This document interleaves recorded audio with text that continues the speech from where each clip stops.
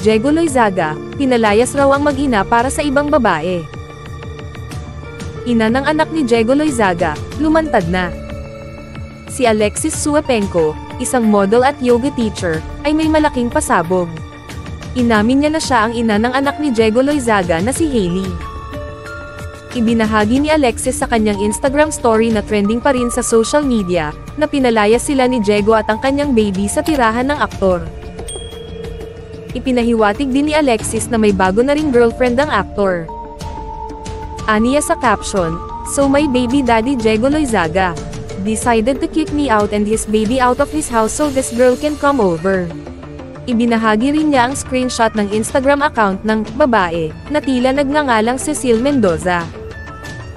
Bukod pa riyan, ibinahagi ni Alexis ang Instagram clips ng video ng aktor mula sa pag-uusap nila ni Alex Gonzaga. Makahulog ang caption ni Alexis dito, "Love the way you lie though. Yes, he's aware now but never sober."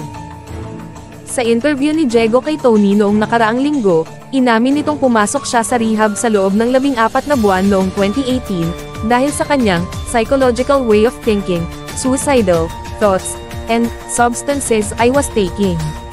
Pero nalampasan na raw niya ito lahat. Ayon kay Alexis, nagbanta rin si Diego na titigil sa pagsuporta sa kanilang anak, kapag hindi nito binura ang kanyang mga Instagram stories. Diego Loizaga said, "If I don't take down the post, he won't provide for my daughter daw. Okay boy, bye." Nag-upload din si Alexis ng picture nilang dalawa na nagdiriwang ng ika-30 kaarawan ni Alexis. Opisyal na inamin ni Diego ang pagiging ama noong 2023, bagamat hindi niya ibinunyag ang pagkakakilanlan ng ina ng kanyang anak. Sa ngayon, hindi pa sumasagot si Diego tungkol sa mga sinabi ni Alexis.